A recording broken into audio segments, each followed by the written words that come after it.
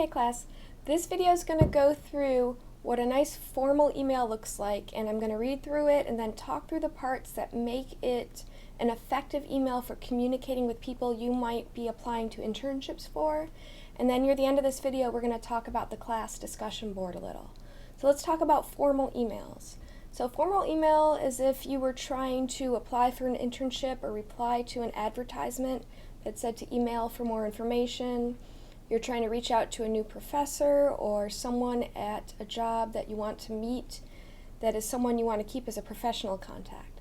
There's a lot of emails I've received that have been way too casual or were very evident that people didn't do their research. I get a lot of dear sirs, not realizing I'm not a sir, and I'm like, delete. So in industry, in academia, in the military, you need to know who you're addressing. Do a little bit of research and distinguish your formal emails just a little bit, and it'll go a long way to separating you from the vast number of other people applying to internships or jobs. So we're going to read through this example. I'm also going to upload this into the Canvas course site so you can have it to read as your own. And after I read through it, I'm going to break it down to the different things within it. So this is someone that is responding to an advertisement to an internship posting that was in a magazine. So subject line, February campus visit and internship discussion. Please include a subject line. Make sure it's not a reply to something in there, but a very clear, short subject line that says what it's about, so they can file it into, okay, I need to read this because February is coming up and they're replying to my internship ad. All right, Professor Xavier. It's a professor. I've done my research. I know that that person should be called professor. Important. My name is Pietro Maximoff, and I'm a third-year student jointly majoring in genetic studies and elementary education. I read your recent paper, Rare Genetic Mutations Leading to Overactive Childhood Sleepwalking, and it sparked my interest as I'm working towards a potential career path in teaching children with genetic disorders. The portion of your paper focusing on the accidental exposure to strong magnetic fields leading to genetic mutations causing extremely violent tendencies of sleepwalking in children was quite a surprising trend. So in this first paragraph of the email, nothing has come up about the internship ad yet, but this person has gone through and done a little bit of research on who they're writing to and looked up one of their papers that was of interest to them and read that paper enough to be able to pull out an interesting detail that they thought was intriguing. If I'm the professor reading this is going to engage my interest that you're not just another blank applicant or an applicant that went through and found my name, but read one of my papers, found a particular portion of it interesting, and are putting a little bit of effort into looking at who I am and really tying in your background to where you might want to be applying for. So this first paragraph, scoot back over here, shows a little bit about going that extra effort in doing background research into where you're applying, and in particular, who you're sending this letter or email to. And it's not too long, because no email should be super long or you're not going to read them, or the person on the other end is not going to read it.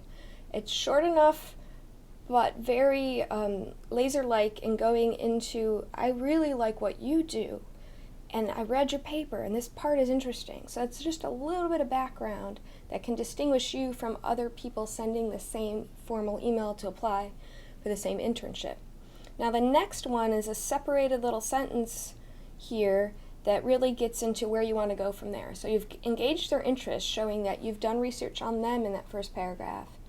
And the second little paragraph is, I really want to come in for a visit. I will be in New York during the week of February 16th, 2015, and would like to arrange for a brief tour of your School for Gifted Youngsters and discuss the potential teaching internship opportunities you advertised in the December 2014 edition of Marbles in Education magazine. This gets to a very specific purpose. I will be in New York during this specific week, and I'd love to see a tour and talk about your ad, and I want to apply for the ad. So going someplace during a specific week and saying, I'm going to be there, it kind of has the effect that, oh, this person's going to be here anyways. I should just bring them in for a tour or arrange for someone else to give them a tour if I'm going to be gone. But they're going to be in town. It's not like, when could I potentially arrange for a visit? That person's already going out of their way to be somewhere during that week. I want to bring them in, and it's very specific that it's not just one day or I have this 1 hour block. They've given me a range of a week. I can probably find something to fit them in for a tour. And I'd love to see a tour of your school and then discuss all the potential opportunities that you've advertised. I saw your specific ad in this magazine. So it comes back to fruition of, I'd like to apply for this internship, but I'm making a first contact that when you do get my formal application through probably some online system, you're going to recognize my name because you've read this letter where you've seen that I've done research on you. You know a little bit about me. I can potentially come for a visit before you're even looking at all these packet of online applicants, maybe make more contacts while you're there. And then they've read this letter, they know your name, you know when this comes back through, if they have a separate online system for applicants, you can probably make some contacts and be familiar with them then when you go to apply. And after you submit that online application, you can do a follow-up email with this professor and with anyone else you potentially meet on the tour. This is written nicely because it's not too long. They've done background research on me, on my company, on my interests, my professional interests. They found a tie together between what they're studying and are, say, really excited for that particular reason. You're going to take your effort to be in town, and you want to tour and see what I'm doing? Yeah, I want to share what I'm doing and bring you in and give you a tour, and maybe we'll talk about an internship opportunity. Last line here, thank you for your time and consideration, and I look forward to your response. Always thank them for their time. Time is a valuable commodity. Never have enough time. People in business never have enough time. A lot of industries are short on time. Thank them for their time and consideration. Look forward to a response. Very polite for the time they're going to take to read it. Did sincerely, and their name and a little bit of have a little byline on your email, a formal, nice-looking one of your name, where you are, your program, and how to contact you is most important. The follow-up email for contacting on there. So this is a nice, succinct, well-written, formal email. Don't send emails to professors or other people saying, hey, Dr. D, I need help. And then that's it? No, I might not respond to that. I usually do, but a lot of people would just delete that. There's certain little things you can do to be the right amount of respect, the right amount of professionalism in your emails. Make it look like a letter, but not too long, because a lot of people, again, time is a valuable commodity. Short enough to read, but not a bulleted list, but not super paragraph after paragraph giving me your whole life story, because I don't have time to read that either. So this is a good example of a formal email, and I've tried to explain the reasons why. We're going to talk about this a little later on in the class when you guys are looking at putting together some of your packets of what you would send as an email to apply to internships or jobs. But I wanted to give you a little example and talk through the aspects of it. So I will upload that into Canvas, and I'll make a link for it on the front syllabus page as well. That'll be right near this video. And then the second thing I wanted to talk about in this video was the discussion board. So in your Canvas shell, on the left-hand side here, there's a link that says discussions. So let's look at the discussion board. Discussion board and how to use it in this class. So if you go to the discussion board, I've pinned at the top of the discussion board what I consider the most important discussion. It's how to use the discussion board. Please read through this. What I want you to do is, if you have a question in this class, I want you to write it on this discussion board in Canvas. And the reason for that is it helps everybody. If I get 400 emails, I can't quite answer them all. And many students in the class might have the same question. So if you ask a question on the discussion board, I can answer it on the discussion board and everyone can see it. Likely if you have a question, a number of your peers might have the same question. Also, the TAs are going to be able to go in and answer the discussion board all different hours of the day, so that helps me to have other people going in. And as well, I want you all to answer each other's questions on this discussion board. We're all here to learn from each other.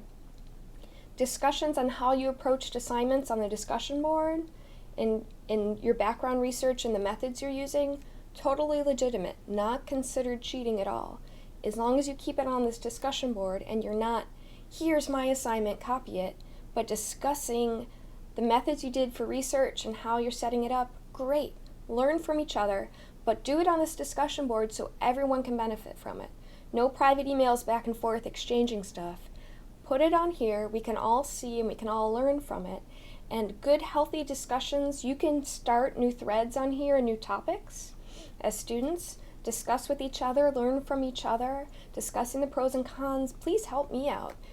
There's so many of you in the class. You all have a lot of wealth and knowledge as well, and I'm not on here 24 hours a day. So if someone asks a question at 11 o'clock at night and I've already gone to sleep, but one of you see it at midnight and you know the answer, oh yeah, what did we need to do on assignment 4B? And you can answer it, get on there and answer it, okay? I'm going to log back in later and read all the answers, and if there needs to be a little correction, I'll make it. But y'all are very smart, and you're active in online discussions and postings. Help each other, do it in this environment in a manner to help each other grow and share best practices and ideas. Don't share assignments. Man, you guys are adults, you do your own work.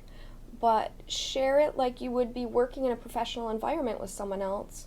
It's like, oh, I got this project. Have you seen a good way to do this? Yeah, I've tried it this way before. Post it on here. This is good professional practice, especially if you go to work at an international company. A lot of times you're going to have to engage through online discussion boards or online meetings because people are in different company offices and different time zones. So building these professional skills through this on this course will help you as well, all right? So that's a little bit about what a nice professional email looks like and how I want you guys to use the discussion board. Read this first paragraph on discussion boards and Canvas as well, and just start playing around on the discussion board. Put up topics for discussion, all right? All right, take care, guys.